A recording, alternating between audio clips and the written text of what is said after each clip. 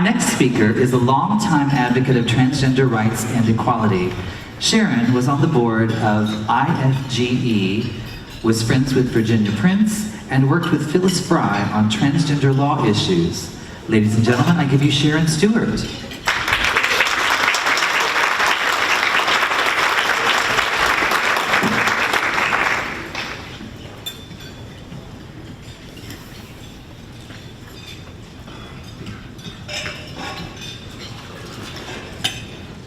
Hello, Houston.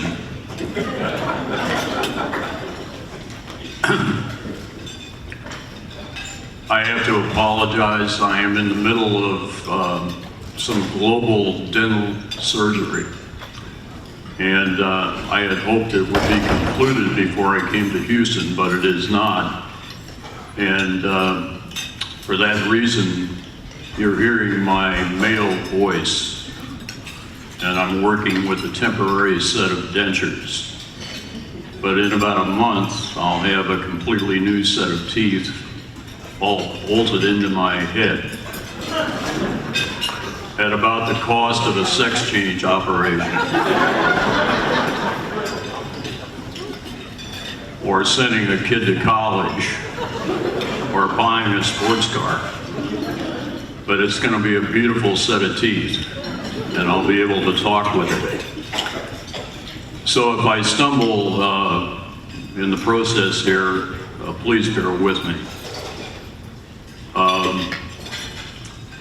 I'm a bigendered, transgender person. The term bigender has not appeared in the New York Times or the Washington Post, and for that reason is not in Webster's dictionary. I am 50% a guy named Tom and about 50% a lady named Sharon. So you're getting Sharon this evening, but you're getting Tom on the microphone. I do the public address announcing for a state championship basketball team at my Class C high school in Cooperstown, New York. And so this is the announcer's voice in Bercy Gymnasium.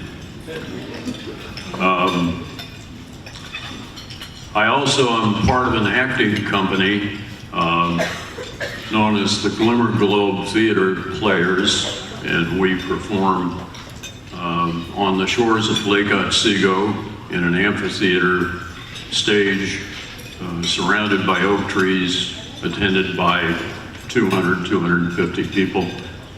And I do both male and female roles for the company. We did Our Town by Thornton Wilder this past August, and Tom played the part of the woman in the balcony. If you've ever seen the play, that's just one line, and it goes like this. Is there much drinking in Grover's Corners? That's a little bit of Sharon.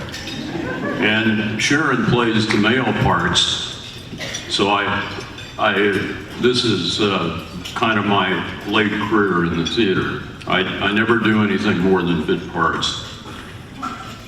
Now I have to say I'm here on behalf of Judge Phyllis Fry, who was my dear friend, and I would not be here in Houston if it were not for Phyllis. And I want you to know that Phyllis probably has never missed one of these unity meetings, but is at home with her partner Trish, who has been fighting cancer. And so I tell you that, and I want you to think of Phyllis and her partner. I'm sure she will be back, and with God's grace, Trish will survive. She's at home finally from the hospital.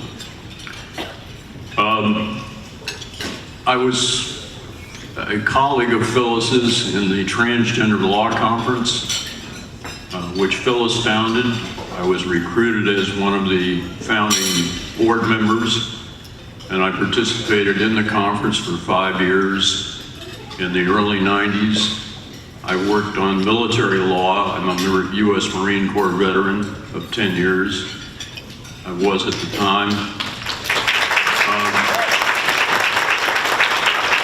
Which reminds me, if you were in the military in any capacity, please raise your hand.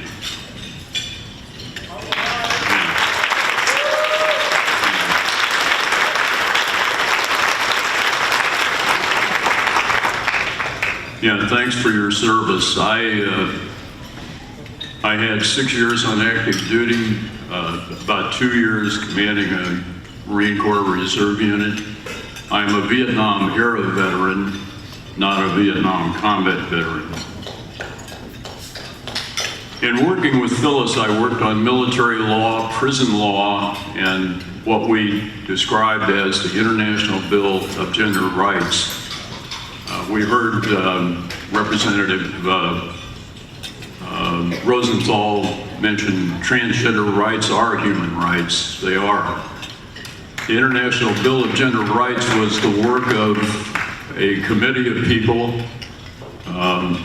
which I coordinated and managed over the 5-year period. It was published in the 4th Proceedings and can be found in a number of law books, and was first published actually in a book called Transgender Warriors, which was published in 1996.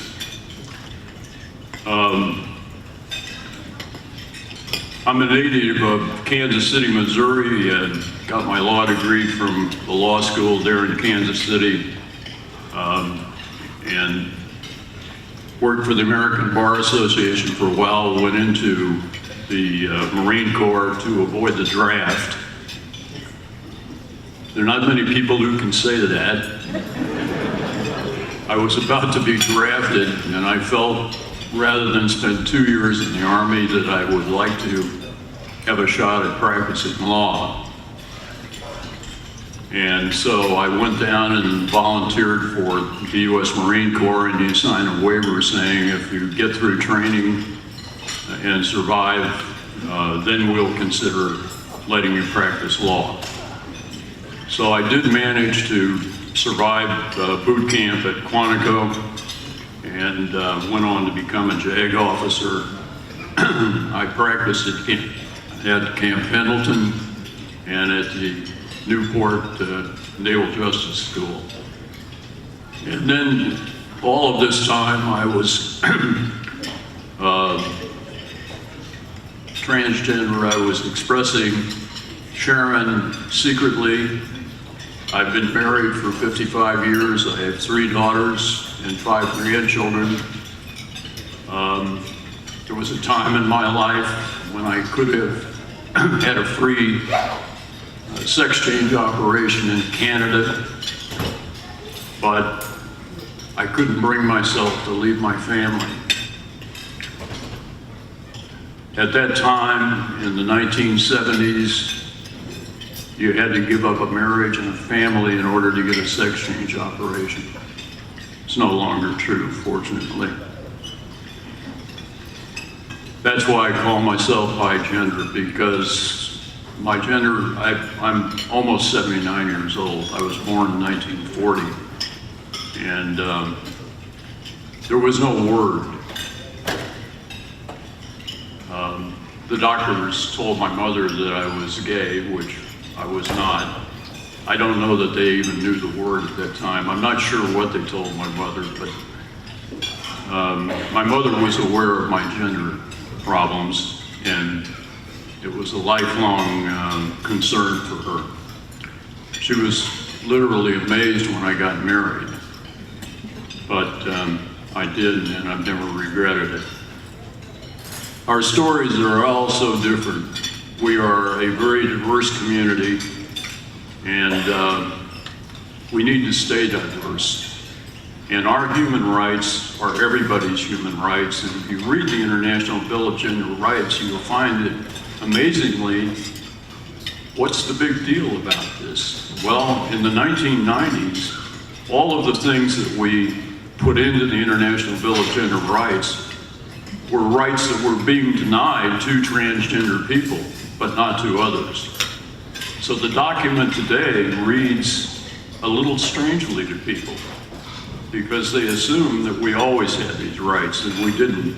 The movement that we started in the 1950s and 60s, I'm a first-generation trans activist, is a movement that is now in its 5th generation and continues. And if we think we've won the war, we haven't. We need to ally ourselves with everyone whose rights are being denied for whatever reason. We need to be part of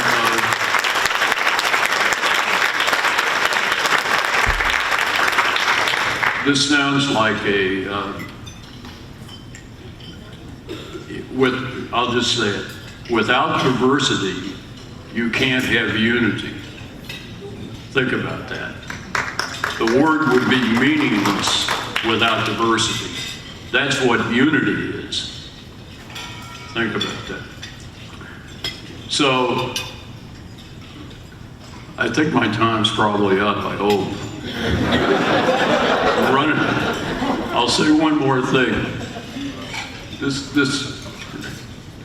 The last time I was in Houston and gave a speech to this many people, I was coming out as Tom to the Transgender Law Conference, to a group of lawyers in an auditorium somewhere here in Houston, or in a hotel ballroom like this. And unbeknownst to me, my high-profile sports employer, where I was employed at the time, had reason to suspect that I was doing things on my own time, which they were concerned about. And so they had me investigated, and a couple of months later, I was fired. So the good news about that is sometimes you have to get fired to have other good things happen to you. So if you've been fired for being gay or lesbian or transgender, I survived that twice. I survived it twice. And that was part of my story, that it was about that time that it was that the best 5 years of my life were the 5 years that I worked on the International Bill of Gender Rights. I also work today for the Gender Wellness Center. It's a prime care practice in Oneonta, New York. They have about 700 patients, of which I'm one. I'm coming out publicly as Sharon. It's a managed coming out.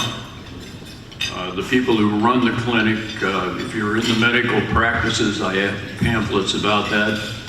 It's a model practice which has been funded by foundations to be studied to document the work that they do. This is a small rural county in upstate New York, and I have some information about that if you're interested. Thank you very much.